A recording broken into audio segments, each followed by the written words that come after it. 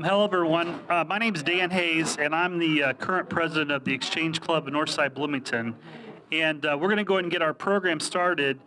Before I ring the bell to actually start the meeting, I just wanted to welcome everyone. And I wanted to give thanks to Lindsey Smith. He's our chairman of this committee. And it's so nice to have everyone here in person. This year, we couldn't do it last year. We've been doing this program since 1961. And in 2020 we couldn't do it because of the pandemic, so it's really, really good to see people here and the faces, and we're just so thankful to have all you all here, and we can recognize you guys today. So before we get started, I would like to ask everyone to silence their phones if you don't mind. That way we don't get interrupted during the program. And we're going to have an invocation. I'm going to ring the bell here. When I do, if everyone can stand up, we're going to have an invocation, and we'll do a pledge, and then we'll turn it over to Lindsay to start the program, okay?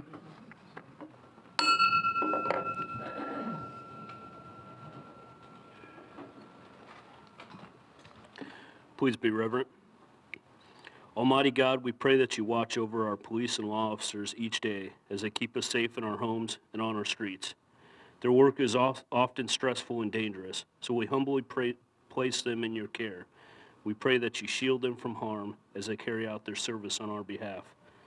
Please give these brave men and women your almighty protection and unite them safely with their loved ones at the end of every day. We thank you for this meal. We ask that you bless it to our bodies, and we thank you for the opportunity to honor our law enforcement. Amen.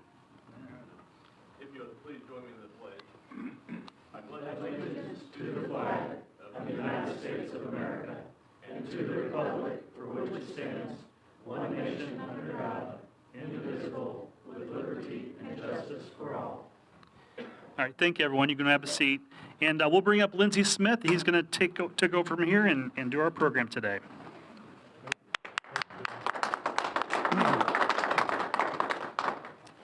Well, thank you. Thank you all for being here with us today. This is really an important program that we have every year. And so I want to welcome all of you here to the Exchange Club Annual Police Officer of the Year Gala. And so we're happy to have you here. And also for those who are able to join us here virtually, we are very pleased to have them here as well. I know that there probably will be a few people that will join us here in a few minutes that are not on the screen, but let me just give you an idea. We've got some of the political officials that are here with us here today, as well as probably that we'll expect to have on the virtual screen. I'd like to announce their names, and for those that are here with us in person, if you could stand so we can have you be recognized as well. So first of all, we've got Cheryl Munson, who's a member of the County Council. Cheryl, it's good to have you here. And then we have Eric Spoonmore, okay, who's also a member of the County Council. Virtually, we have Erica Oliphant, who is the prosecutor that has joined us virtually. And Erica, good to have you here. And then Mayor John Hamilton is expected as well.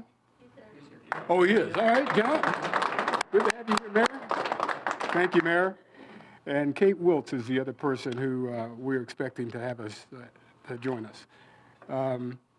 We have a few of our recipients who have received this prestigious award, the Police Officer of the Year Award, that are with us here as well. So those are Brad Swain, okay, Sheriff Brad Swain, and also Jimmy Durnall.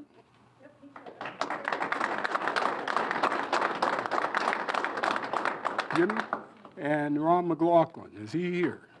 Oh, yeah, good, Ron, good to have you all here.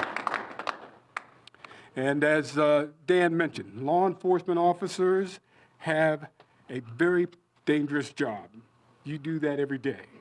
And you men and women that serve in law enforcement are people of great courage and are great character and are the best in our communities. So we are very proud as the Exchange Club of Northside Bloomington to host this event for you every year. We've done this from the start. And in a moment here, I'll actually read a little bit of a brief history of how this Police Officer of the Year presentation began. But I want to let you know that for the Exchange Club of Northside Bloomington, this is one of our signature events that we just take great pride in hosting and recognizing our local heroes every year. So we're very happy to have you all here. Let me start and give you just a brief history of how this started. In 1961, President John F. Kennedy, acting on a joint resolution of Congress, designated May 15th as Peace Officer Memorial Day. Since then, the week surrounding May 15th has become known, known as Police Week, and the month of May has become the month of appreciation for law enforcement officers throughout the nation. On Saturday, this Saturday, May 15th, American flags will be flown at half-staff in tribute to law enforcement officers who have been killed in the line of duty. It is important that we remember all the fallen officers who have given their lives and have protected our communities. And on this occasion, the Exchange Club of Northside Bloomington salutes all law enforcement officers throughout our country for their work in a profession that you have chosen to serve and protect American citizens with great risk and great sacrifice. In March this year, Monroe County lost one of our own members of the Monroe County Sheriff's Department, James A. Driver, who was killed in the line of duty. It is with our heartfelt sorrow that members of the Exchange Club offer the following tribute. Monroe County Deputy Sheriff James A. Driver was 38 years old and lived in Spencer, Indiana. He lost his life in the line of duty on March 29, 2021, in a traffic accident while working as a deputy sheriff for Monroe County. Deputy Driver was born in Epney in the United Kingdom on December 27, 1982, to Alan and Kathleen Driver. He graduated from Ivy Tech Community College with a degree in HVAC and was for 2 years served as a reserve deputy for the Monroe County Sheriff's Department. He loved helping others and was an excellent role model. Deputy Driver is survived by his wife, Anna, and their 3 children, Bo Woodruff, Franklin Woodruff, and Lillianne Marie Driver. He's survived by his parents as well, and other relatives and many, many friends. The Exchange Club of Northside Bloomington proudly honors Reserve Deputy Sheriff James Driver as a local hero in our law enforcement community and offers our heartfelt appreciation for his outstanding service and dedication for keeping us safe. So may God bless all of the fallen officers, and for all of our law enforcement officers that serve, may God continue to bless each of you and keep you safe as well. Let's give them all a round of applause.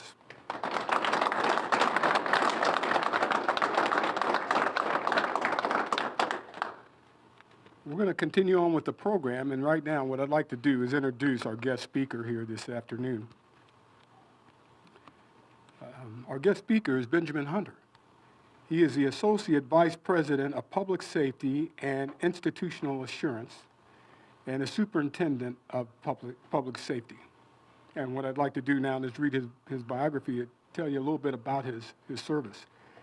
Benjamin Hunter began his role as Superintendent for Public Safety at Indiana University in January 2017. He assumed additional responsibilities as the Interim Associate Vice President of Public Safety and Institutional Assurance in May 2018. He was appointed Associate Vice President for Public Safety and Institutional Assurance and Superintendent of Public Safety in January 2019. As a member of the senior staff in the Office of the Executive Vice President for University Academic Affairs, Ben oversees and advises university leadership on strategy, policy, and execution for a variety of areas designed to maintain an appropriate level of assurance in university operations and activities. Emergency preparedness response, administrative and academic continuity, policing and community safety, homeland security, emergency communications, university event management, and environmental health and safety. As superintendent, he is responsible for comprehensive strategy, policy, and practices for public safety across Indiana University, including the Indiana University Police Department, which has more than 135 sworn officers across IU campuses. He also is responsible for the Indiana University Police Department. Before returning to IU, he was the executive director of public safety, community relations, and government affairs at Butler University, where he also served for a period as chief of staff to Butler University President James M. Danko, while overseeing the university's Department of Public Safety and University Events Office. His law enforcement career included a stint with the IUPD and PUI, and then 10 years with the Indianapolis Police Department before his transition to higher education law enforcement at Butler. Ben has a deep interest in community policing, something he developed while working as a community liaison for 3 different deputy police chiefs at the Indianapolis Police Department, now called the Indianapolis Metropolitan Police. So please join me in welcoming Benjamin Hunter.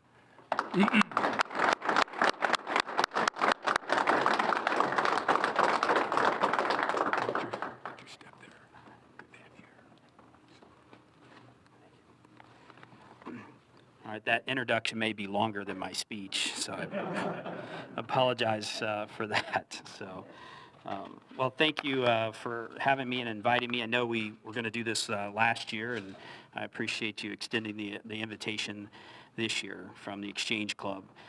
And I appreciate you hosting this event. This is a pretty important event recognizing outstanding men and women of law enforcement. And it's great to be back somewhere and in person. And it's been a while since I've delivered a speech in person, so forgive me a little bit here. I want to paraphrase Voltaire a little bit, who famously stated, "Before we can communicate, let us define our terms."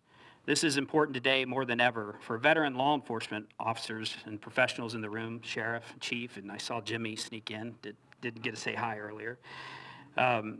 We've seen changes come at a pace in the last 12 months than we've seen in 20 years. We can't ignore those facts. In fact, if we do, it's to our own peril right now.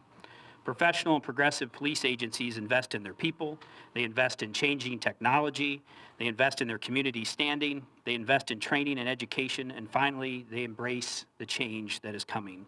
Law enforcement has been disrupted for the past 5 years, and we must embrace that disruption. So defining our terms, that's kind of gotten us in trouble in our profession in some respects. What I've enjoyed about this community is that we consider our audience, our fellow residents, and we work hand in hand to have solid community policing efforts throughout Bloomington and Monroe County. And I appreciate the partnership that we have with the Sheriff's Department, the City of Bloomington, and the Indiana State Police. We simply can't ignore the policing as part of our national dialogue right now. The rhetoric at times has not been particularly helpful. We can all admit law enforcement is not without sins. However, the vast majority of men and women who've sworn an oath to protect their communities do so with honor, humility, and pride. As a profession, we know what's at stake not to serve with honor. Now more than ever, especially when you had such a violent weekend, such as the one we just had on Mother's Day, no less, with a reported 400+ shootings in the United States, it's time to ensure that policing in America has the support and resources needed to protect our communities. This makes support from organizations like yours very special to our officers, regardless of our rank and standing in our departments. We know that we can work together to support our communities, and that support starts here with organizations like yours, so thank you. So how did we get to this current state? Well, I'm from an institution of higher ed. Lindsay gave me a time limit. I didn't bring a whiteboard or textbooks or videos, but I'll take the next hour and we can go over all the community policing tenets. So, now, I won't do that, but law enforcement is a complex beast, woven throughout different structures, multi-jurisdictional, it's territorial, it's hierarchical, and at the heart of an internal debate, are we warriors or guardians? In the U.S. alone, according to the Bureau of Justice Statistics, there are 18,000 federal, state, county, and federal agencies. No wonder we can't agree on simple things like 8-hour shifts or 12-hour shifts, merit versus at will, or even to eat donuts or bagels sometimes. Nate, that's for you. So.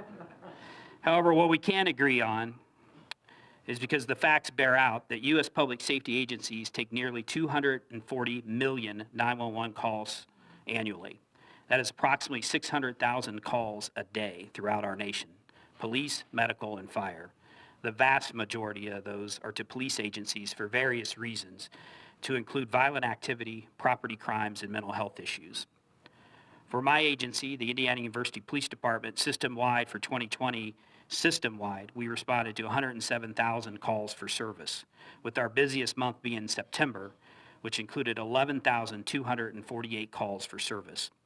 The calls for service, along with self-initiated activity, range from suspicious activity, calls for assistance to assist our agency partners in this room and throughout the state of Indiana, to mental health crises on our campuses, to medical incidents. For all of these calls, our officers responded with great professionalism. As I stated earlier, we have our challenges of late, but we have witnessed questionable tactics in response in some instances, but we've also seen incredible resolve to be guardians of our communities in the face of adversity. It is true that great policing professionals find bad policing methods abhorrent. Policing has been disrupted, as I stated, but as much as the disruption is a cause to review how we deliver services to our communities, it's a reminder we should review the original principles of why we are peacemakers. I truly believe when the post-mortem is written on this chapter, it will show communities like ours never lost our connection to shared expectations from residents we serve. It will not allow us to disavow ourselves of the hard conversations, of course, and that is expected as we ensure improvement together as a community. Sir Robert Peel, who served as the Prime Minister of Great Britain in 1834, wrote 9 tenets of policing principles, and I will not do all 9, I promise. I will do 2. I want to focus on those briefly. The first principle is recognize always that the power of the police to fulfill their obligations and their functions and duties is dependent on public approval, actions and behavior, and on their ability to secure and maintain public respect. For our agency, IUPD, we translated those principles into our community efforts to be transparent. We participate, similar to Chief Dekoff and the Bloomington Police Department, in the National Police Foundation's data initiative. On protectiu.edu, the public can find various data dashboards that record our community engagement, our response to resistance, our demographics, and our calls for service. We plan to develop additional dashboards in the coming months for public consumptions, dashboards that include crash data and internal affairs investigations on our own agency. Our 2020 Community Policing Framework Plan that all 7 chiefs in our system have implemented is a comprehensive approach to law enforcement and community policing. It prioritizes engagement through our chief advisory boards where students, faculty, and staff weigh in on policing policies and operations on all of our campuses. And the framework drives our commitment to equity and inclusion and diversity amongst our ranks and our programming. We now have our 2nd Chief Diversity Officer to help strategize recruitment and retention, and along with national accreditation efforts and frequent listening sessions that we have across our system, we hear what our community wants from us. As Peel noted, these efforts ensure that we secure and maintain public respect.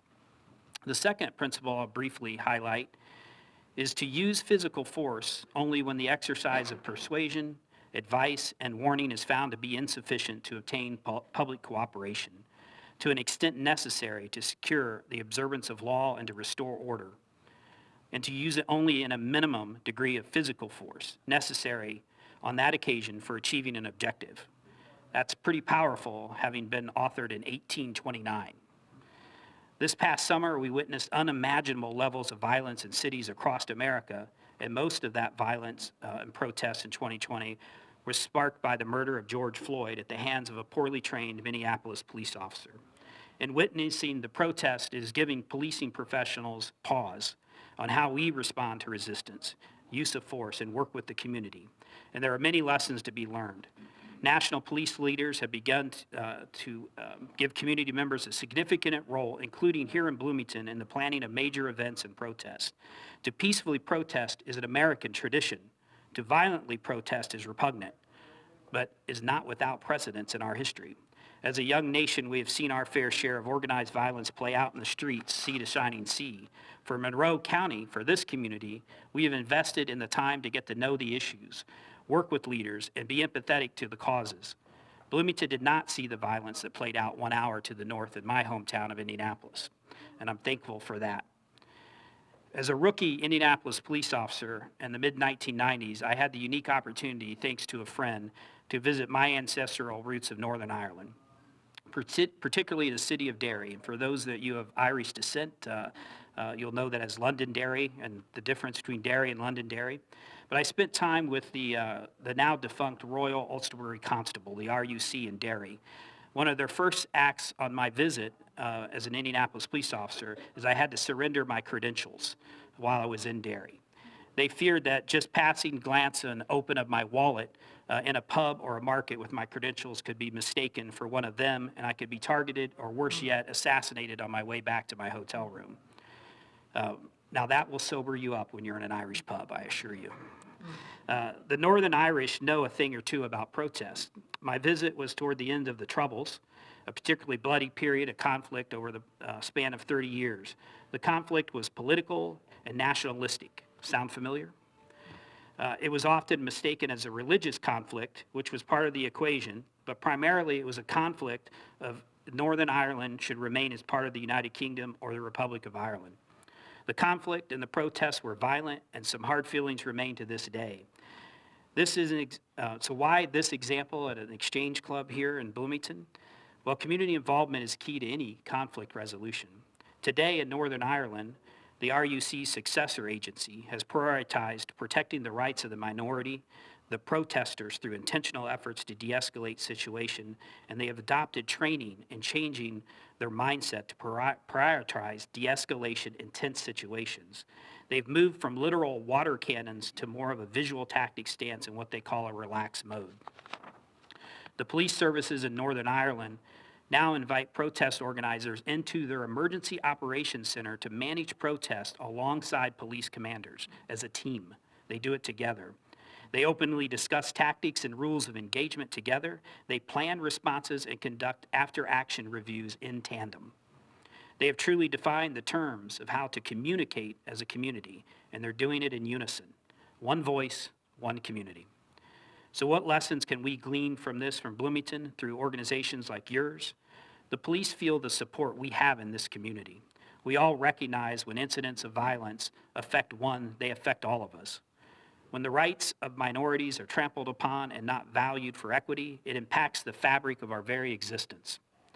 At Indiana University and with our partner agencies, we will continue to work with those in an honest and true way to ensure people can protest peacefully. That is often a rite of passage on a college campus, and right, Mayor, if you're still there, kind of expected in a college town. Maybe not always welcomed by everyone, but most certainly expected. We have worked with groups to ensure IUPD has a relaxed stance. That's right. Not to say that we're not prepared. All of us are always prepared to protect everyone, but to show that we support open and productive dialogue about social issues in America, and including how we police our own communities. And I really do appreciate Chief Dekoff and Chief Jill Lees working so closely together over the last year on this. Over the next 12 months, IUPD will continue to train our officers in de-escalation, as we have done so, implicit bias, and we will now add active bystander intervention to our curriculum in the coming months. We will continue to prioritize progressive policing and training programs throughout our repertoire and lead on issues that bind us together to uplift all of our neighborhoods. I want to thank you again for inviting me, and as we discuss the need to define the terms around communications in our community, it's important to get out to organizations like yours that have a say in how you want the community to be policed. We do a lot right, and we're going to continue to do a lot right, not just IUPD, but all the agencies in this room across the state of Indiana, and most certainly across the United States of America. Congratulations to the recipient coming up, and thank you once again.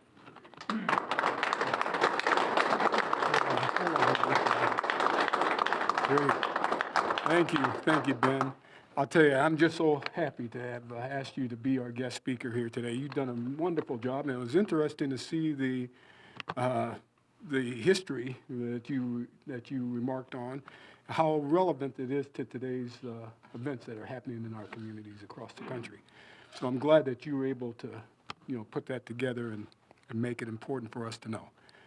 But from the Exchange Club, as a token of appreciation, we'd like to present you with this pen and pencil set that, as you'll see, has the Exchange Club thank you. markings on it, and along with that, inside, you'll actually see that your name is, if I can get this open, your name is actually engraved on. Oh, wow, thank you so much. They're personal to you, so nobody should be able to take those off your desk. Thank you. Watch your step. We booby-trapped this area here. Yeah.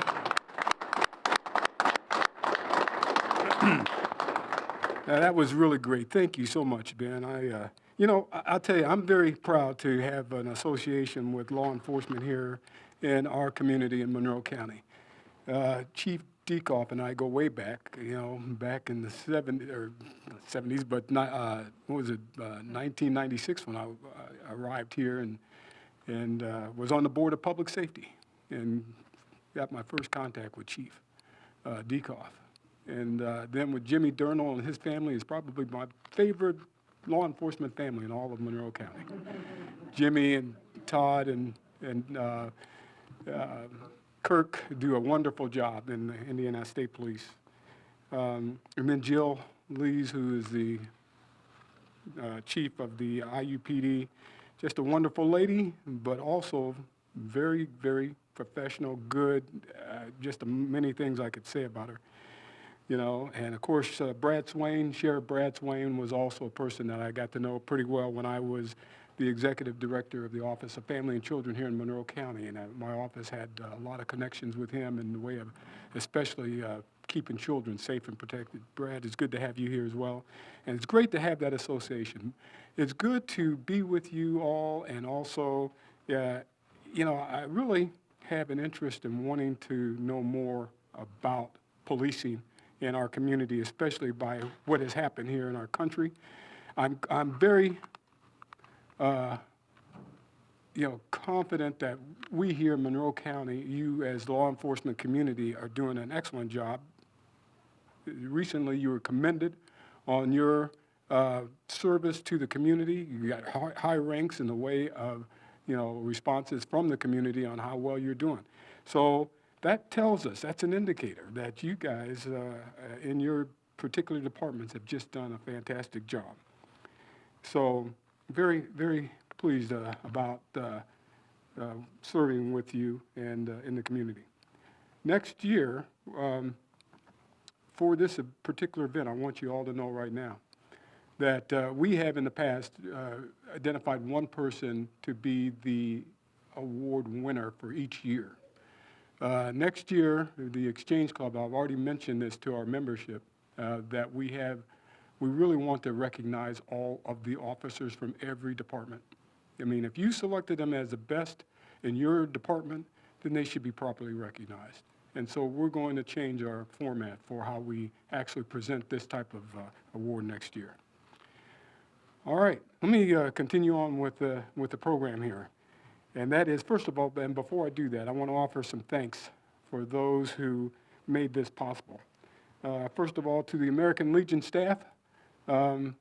They were, instrumental, of course, in reserving this room for us and ensuring that we could have a good event as a result of the COVID restrictions that were put in place. But the American staff personnel that helped us and supported us, I really offer our thanks. To the Bloomington Community Access Television personnel, that member there behind the camera is from BCAT. And thank you also, BCAT, for being with us here and supporting us as you have every year. Very happy for your support this year.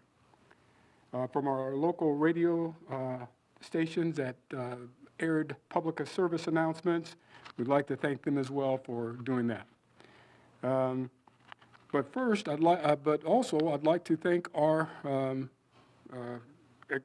Exchange Club committee members who were part of this committee, who were very instrumental in reviewing all of the nominations that were submitted to us and did the hard job in selecting officers for this most prestigious award. So I'd like to now have all those who served on the committee, as I call your name, if you'd please stand. Jeff Kerr. Okay, and then we have Amy Swain in the back. Lee Petty up front. Roy Campbell.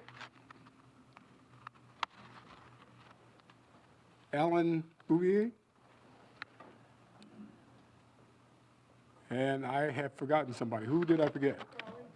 Raleigh. I'm sorry, Raleigh Mason, who just assisted us as well. Thank you very much. All right, guys, let's give them a round of applause.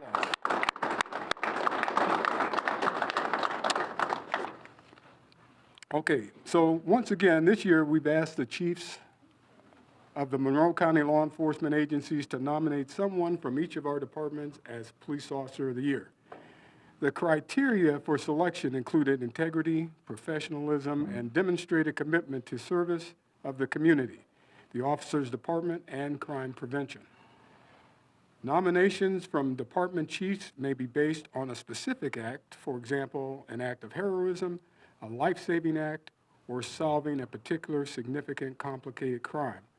Or the nomination may be based on a course of conduct, for example, years of distinguished service, excellence in performance of duty, or commitment to the enhancement of the department's mission.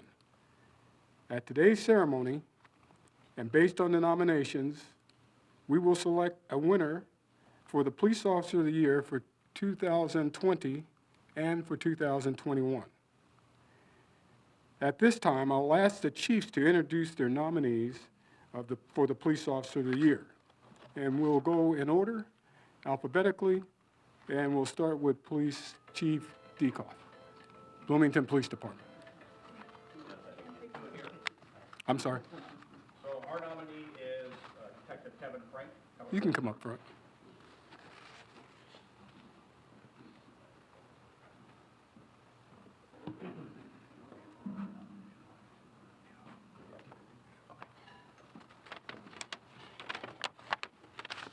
Good afternoon. I'm Mike Deacoff. I'm the police chief for the city of Bloomington. Our nominee for the Exchange Club Officer of the Year is Detective Kevin Frank. I'm going to read our nomination letter. Unfortunately, I did not bring my glasses, and it is printed in very small font, so I'm going to struggle through this. The Bloomington Police Department respectfully nominates Detective Kevin Frank as the 2021 Police Officer of the Year for Monroe County. Detective Frank is a 9-year veteran of the Bloomington Police Department who is assigned to the Detective Division, where he specializes in major cases. He is also assigned to both the Accident Reconstruction Team and the Crisis Negotiation Team. In addition, he is a department training officer who has specialized in teaching mental health first aid to the department's officers and staff throughout 2021. On January 1, 2020, at approximately 11:40 p.m., officers of the Bloomington Police Department were dispatched to the address of 3811 East Morningside Drive in Bloomington. This is known as Yorktown Apartments. The incident was in regard to a male subject who had been shot and was severely injured. Through interviews and eyewitnesses, Detective Frank was able to get an admission and charge the suspect with attempted murder. On the night of January 21st, 2020, the Bloomington Fire Department responded to the address of 1201 West Allen Street in Bloomington, also known as Hilltop Apartments. The call was in regards to a storage shed of the apartments that was on fire. With cooperation with the Bloomington Fire Department arson investigator, a suspect who lived in the complex was identified and arrested for arson. Detective Frank worked with the fire arson investigator and was recognized for his hard work in the case. On March 6th, Detective Frank was requested to investigate an arson that occurred on West 3rd Street after detectives were notified by the Bloomington Fire Department. He worked diligently and professionally with the fire investigator and quickly identified a suspect. The suspect's photo, obtained from nearby businesses' cameras, was then shared on the department Facebook page, and he was later identified. He was ultimately arrested for burglary and arson. Mayor, you're seeing a trend here where we're doing a lot of the fire department's work for him. On March 7th, 2020, officers responded to South Kimball Drive in reference to a deceased male. Detective Frank attended the autopsy and was assigned to follow up with the death investigation. During his investigation, Detective Frank was able to obtain information that the deceased was involved in purchasing illegal narcotics and additionally obtained information of who sold the drugs to the deceased. Detective Frank's investigation led him to obtain search warrants for several social media accounts, which provided additional information when he was able to interview the suspect in the case, where he obtained a confession about the suspect's drug operation and sales. Detective Frank then received the toxicology report back of the deceased, which showed that the deceased had methamphetamine, fentanyl, morphine, and norfentanyl in his system at the time of death. Detective Frank's investigation led him to file criminal charges on the suspect on the charges of dealing in a controlled substance resulting in death, a level 1 felony, and dealing in a Schedule 1 controlled substance, a level 5 felony. On April 26, Detective Frank was assigned a sexual assault investigation of a 40-year-old individual who had severe intellectual disabilities. The victim reported that his caretaker had given him a pill and then proceeded to sexually assault the victim several times. Detective Frank then conducted a forensic interview with the victim and was able to interview other caregivers about the case. On April 29th, Detective Frank obtained and executed a search warrant on the suspect's residence. He interviewed the suspect, who admitted that on the night of the incident that they were in fact on meth and pills, and that he could not completely recall what had occurred. Detective Frank did a good job in documenting the interview and showing that the suspect was being deceptive about what actually occurred. The suspect did admit to being naked with the victim, but then stated that he was too high to remember anything else. The suspect was ultimately arrested on the charges of rape, 2 counts, as a level 1 felony, and neglect of a dependent, a level 6 felony.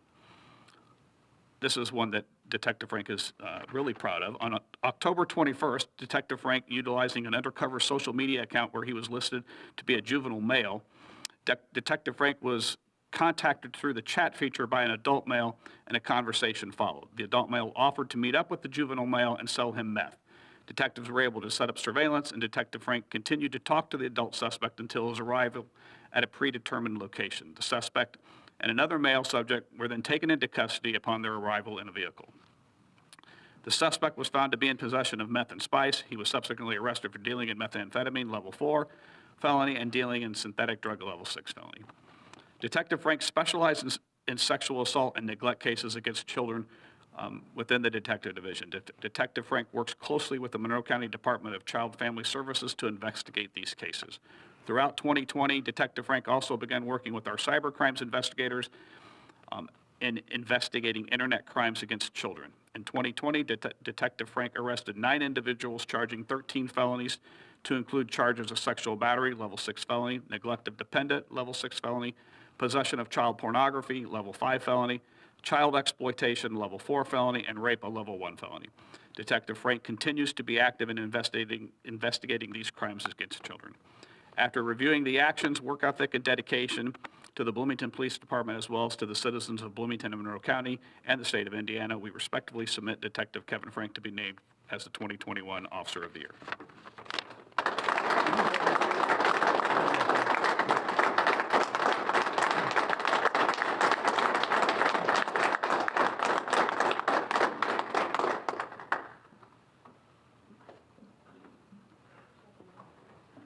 Okay, next, Police Chief and also Town Marshal Jimmy Durnall.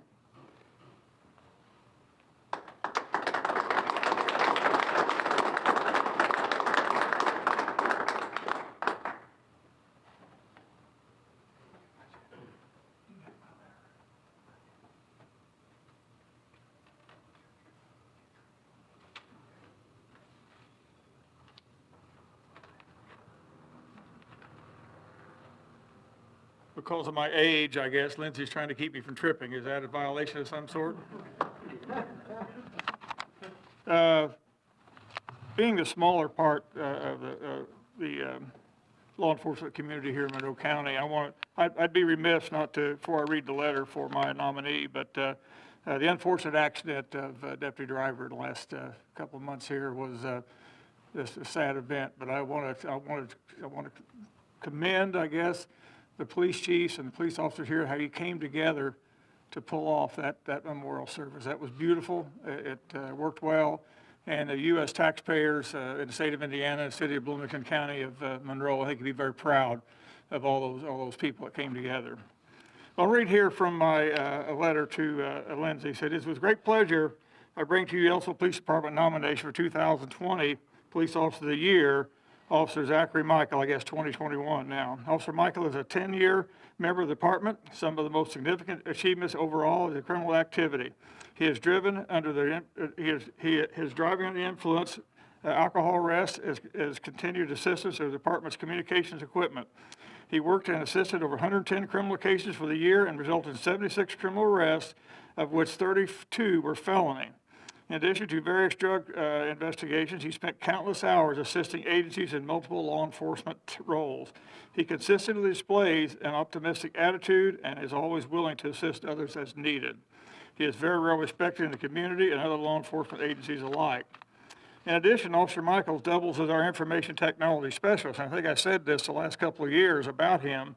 I really believe the Ellisville Police Department could be charged with theft for what we pay him compared to what we get out of him. So he's just a very talented young man. No doubt he's a six-figure job somewhere else. But handling all our issues with communications, computers, both on station or in car and in our mobiles and walkie-talkie radios. Zach is to be commended for his criminal intelligence gathering and numerous informants developed throughout the Ellisville and Monroe County community. He is very much the go-to officer for local drug intelligence and information on criminal activity. Zach can gather criminal information in a multitude of ways, utilizing the internet, criminal investigations, criminal arrest, and then utilizing that informant and his talent to locate offenders and build criminal cases. Over the last several years, he has assisted numerous law enforcement agency officers from other agencies in criminal intelligence. Additionally, he is an outstanding team player and can be commended by his supervisor, was commended by a supervisor on the department's annual report in 2020. Officer Michael's traffic public relations activity, 88 citations, 39 warnings, 12 OWI arrests, 7 crash investigations, various PIO details, and 795 calls for service. And remember, we're limited on our, when you start talking about Bloomington PD and Monroe County's calls for service. So this young man is really active. Find attached copy of Police Department's annual report, experts from Officer Michael 2020 evaluation, samples of the criminal case writing ability. And Officer Michael, we're very proud to present him to the Northside Exchange Club for Police Officer of the Year 2021. So thank you very much.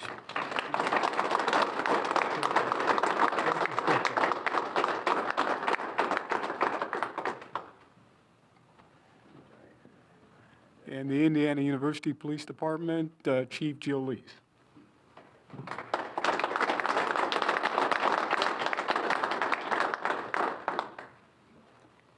Good afternoon, everyone. I would like to introduce the officers that we have nominated for this award. Officer Nate Kuntz, if you please stand for a minute. Be recognized. And I would also like to introduce Lieutenant Chris Collins. Please recognize him. In my letter, he will be referred to as Sergeant because he was actually a sergeant at the incident of this occurrence. So our incident actually took place back in the fall of 2019. So on October 10, 2019, around 2:20 p.m., officers were dispatched to Dunn Meadow on the campus of Indiana University regarding a child that had been electrocuted. Sergeant Chris Collins and Officer Nate Kuntz arrived on scene within minutes and found the child was unresponsive.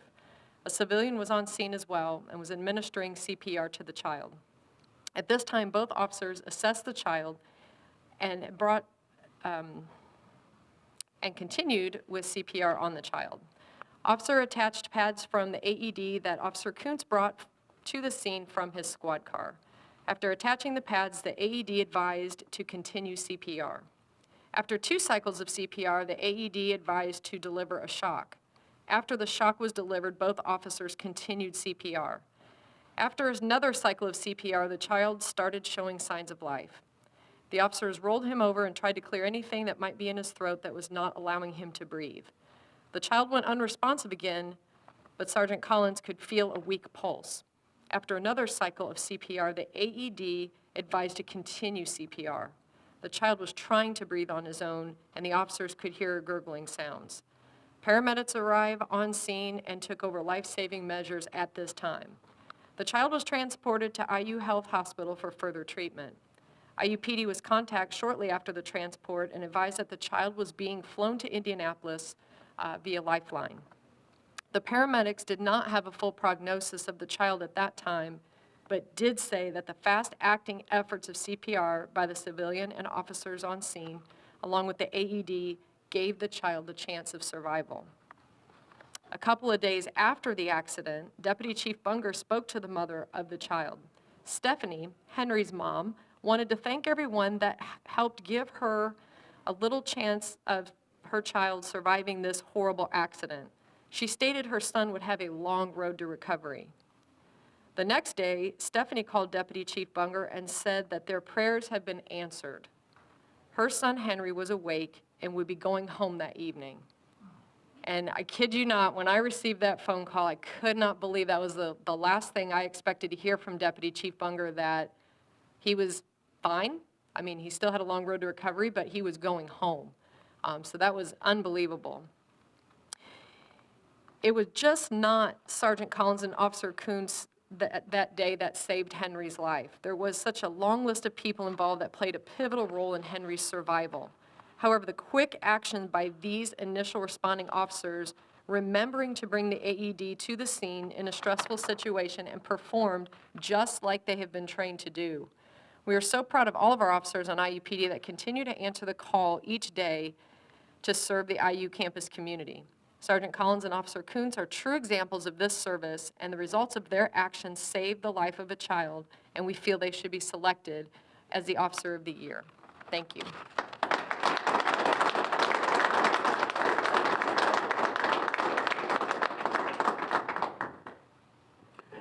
And then Sheriff Brad Swain.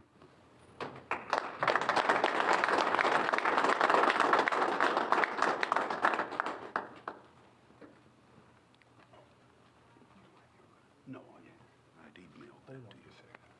Do you have his letter on there? You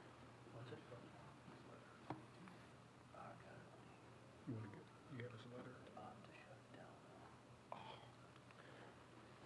Okay, we don't have a written copy of it, but if you want to go ahead and just state briefly about that. I thought the copies of the letters were provided. My apology.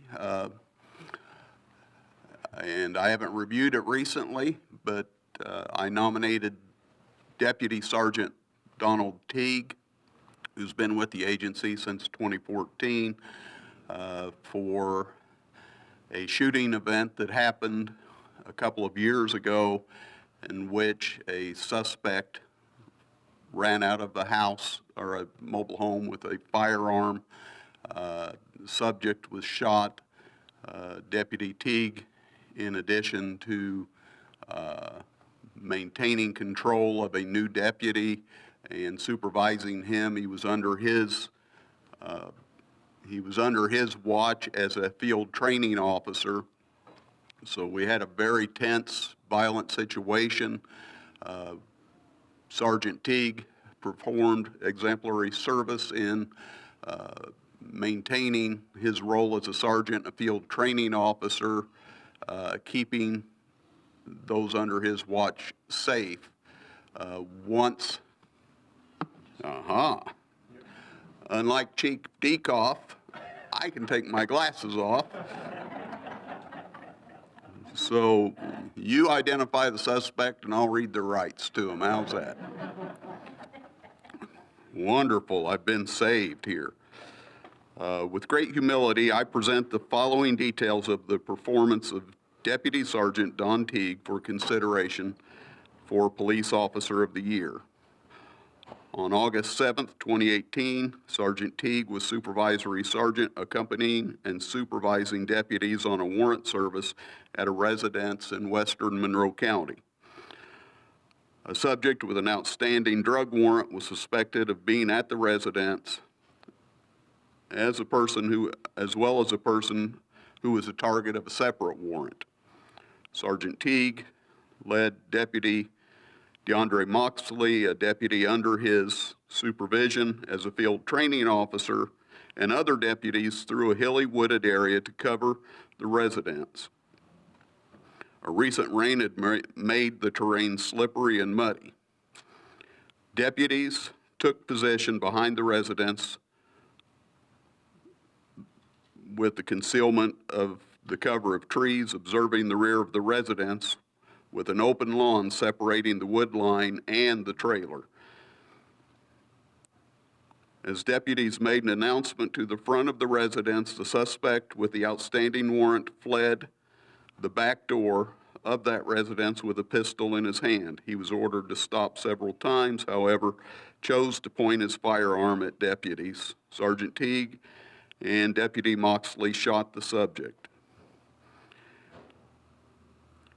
When the subject was motionless on the ground and not responding to orders to disarm, determination was made that his injuries might be too serious for him to comply. While unsure of what type of response might come from within the residence of unknown persons who might have witnessed what took place, Sergeant Teague and Deputy Moxley left the cover of the woods to disarm the man and examine any wounds. They moved the subject to the woods line for safety after exposing themselves to potential threats from the home. They offered words of encouragement and examined and took inventory of the man's wounds. The subject was bleeding from bullet wounds, breathing but not responding to questions or statements by the deputies. During the event, Sergeant Teague demonstrated great composure in addition to addressing the hostile threat toward himself and other deputies' safety. He maintained his role as a supervisor to all deputies present, as well as a special relationship as field training officer with Deputy Moxley. He provided direction to deputies, reminded them to maintain safe cover. At a certain point, Sergeant Teague realized that in order for the subject to receive any medical care, they would have to move him away from the scene, which still had persons within the residence not responding to orders to come to the door. He announced the decision to take the subject to an area where he could receive treatment, also realizing he would have to once again cross a portion of an open lawn and expose himself to potential harm. Sergeant Teague made a decision to place himself at risk to give the subject an opportunity for medical treatment. Sergeant Teague hoisted the subject over his shoulder, directed deputies to provide cover, and crossed the open area of the lawn before entering the woods. Sergeant Teague carried the subject over muddy and hilly terrain and was able to carry the subject 100 yards to a county road. As a result of Sergeant Teague's dedication to physical health, he was able to accomplish this task without stopping to rest or put the subject down. Once the subject was placed at an area where medical aid could be made, Sergeant Teague maintained his role as field training officer and supervisory sergeant throughout the rest of the day with great composure. The actions performed by Sergeant Teague this day were presented to the Sheriff's Merit Board for consideration of award. The Sheriff and Merit Board deemed the action worthy for Sergeant Teague to receive the first Monroe County Sheriff's Office Medal of Valor. He was presented the medal during an award ceremony in March 2019. I believe the performance of composure, compassion, and selflessness of Sergeant Donald Teague make him worthy to be recognized as the Exchange Club Northside Bloomington Officer of the Year. Brad Swain, Sheriff. And I would also point out Sergeant Teague is a Marine and served in Afghanistan and has been a great asset to the office. So, Sergeant Teague.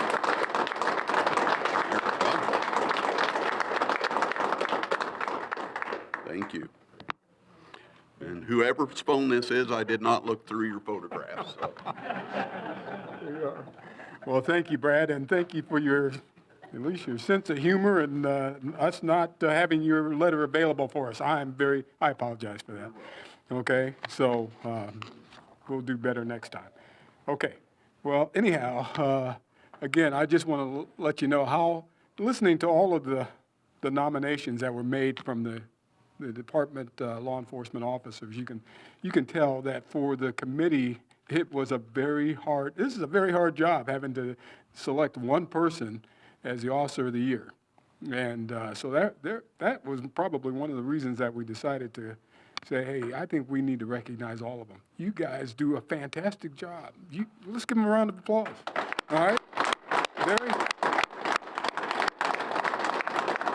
And like I said, you've done it for years, and you've gotten the public's confidence on how well you do your job. So congratulations to all of the nominees. All right. So now it's my time to now announce the winners for Officer of the Year, and the first is for the year 2020, and that is from the Monroe County Sheriff's Department, Sheriff Deputy Don Teague.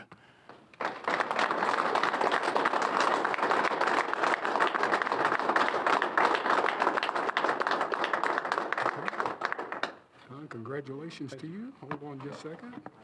We're going to get all of our photographers ready so that we can get a good photograph here taken. Don, congratulations to you very much. Thank you, good service. Oh. Can you go in front of the banner so sorry. we get recognition? There you are. Let me have you hold that one. Is there a handshake? Okay. And then I gotta Can go you to see the all right? microphone. Congratulations. Thank you. All right, thank you. All right.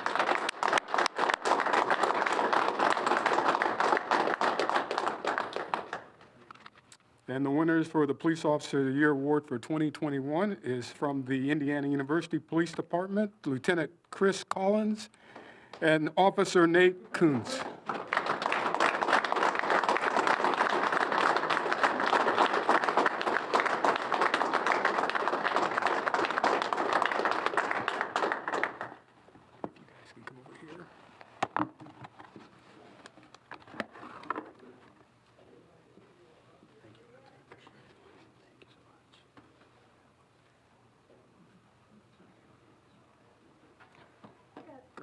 All right. You stay here. Oh, sorry. Come on. There you are. Thank you, sorry. Guys, stand by, will you please? All right. Congratulations to you. All right.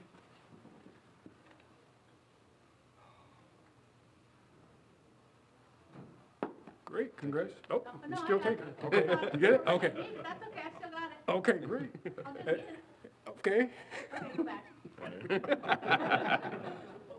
professional photographer. Okay, great. If we can have all of those winners come back up and we can take a group photo with all of you, we intend to have this as an article to be published in the Herald Times and also the Ellettsville newspaper. So, and if we can have the police chiefs of all those, the two different departments come up, I'm sorry, the sheriff and the police chief as well. All right? Sorry, I gotta send this to make small real fast. See, okay, I'm good. Yeah, who are we looking at first? Not even on budget. Yeah, let's look at her first. Long way from Polaroids, isn't it? Trying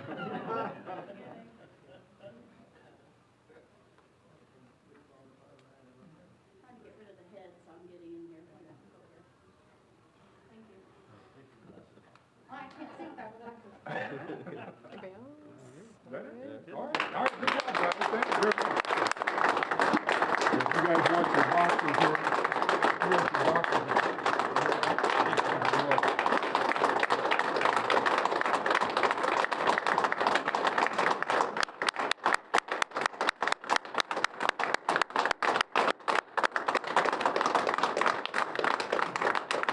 All right. Again, congratulations to everyone here. All right, and we'll conclude the program here with Amy Swain reading the Covenant of Service.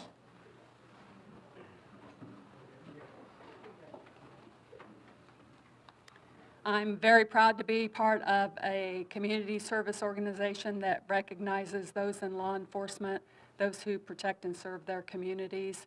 Very proud to serve on the committee, but full disclosure, when it comes to selecting the winner, I do recuse myself. So our covenant of service is our promise of service to our communities. So if you'll all rise, and I ask that our members join in with me. You can follow along. We have it on the banner up here. Accepting the divine privilege of single and collective responsibility as life's noblest gift, I covenant with my fellow Exchangites to consecrate my best energies to the uplifting of social, religious, political, and business ideals, to discharge the debt I owe to those of high and low estate who have served and sacrificed that the heritage of American citizenship might be mine, to honor and respect law, to serve my fellow men, and to uphold the ideals and institutions of my country, to implant the life-giving, society-building spirit of service and comradeship in my social and business relationships, to serve in unity with those seeking better conditions, better understandings, and greater opportunities for all. And Lindsay, with your permission, we are adjourned. Thank you for coming.